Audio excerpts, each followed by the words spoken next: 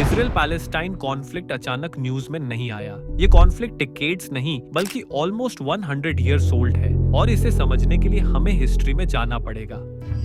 पहले ये पूरा रीजन ऑटोमन एम्पायर के अंडर था। फर्स्ट वर्ल्ड वॉर के बाद ये इलाका ब्रिटिश कंट्रोल में चला गया और इसे कहा गया पैलेस्टाइन। यहाँ दो मुख्य कम्युनिटीज रहती थीं। ज्यूज, जिनका रिलीजियस और हिस्टोरिकल कनेक्शन इस लैंड से था, अरब पैलेस्टीनियंस जो जनरेशन से वहां रह रहे थे। सेकेंड वर्ल्ड वॉर और हॉलोकॉस्ट के बाद यहूदियों के लिए एक सेफ होमलैंड की डिमांड बहुत स्ट्रांग हो गई।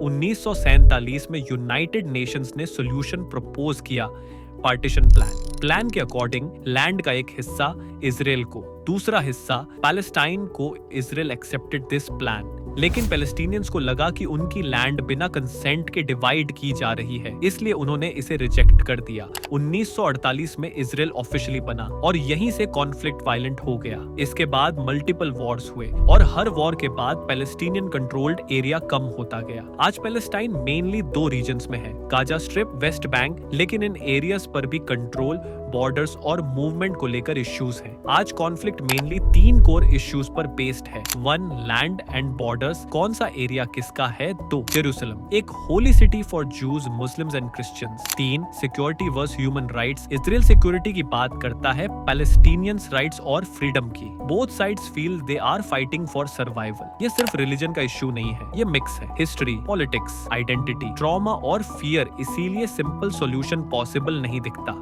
इजराइल पैलेस्टाइन कॉन्फ्लिक्ट हमें यह सिखाता है कि कोई भी कॉन्फ्लिक्ट अचानक नहीं होता। इसके पीछे हिस्ट्री, फियर, ट्रॉमा और पॉलिटिकल डिसीजंस छुपे होते हैं। सोशल मीडिया अक्सर इस इश्यू को ब्लैक एंड व्हाइट बना देता है, लेकिन रियलिटी में यहाँ इनोसेंट सिविलियंस दोनों साइड्स पर सफर करते हैं। जब हम फैक्ट्स, हिस्ट्री और ह्यूमन इम्पैक्ट को समझते हैं, तभी हम इन्फॉर्म्ड ओपिनियंस बना सकते हैं, न कि हेट्रेड और मिस इन्फॉर्मेशन के आधार पर। हमारा रोल है सोचना, समझना और सवाल पूछना, ना कि ब्लाइंडली रिएक्ट करना। Because understanding creates awareness, and awareness is the first step towards peace.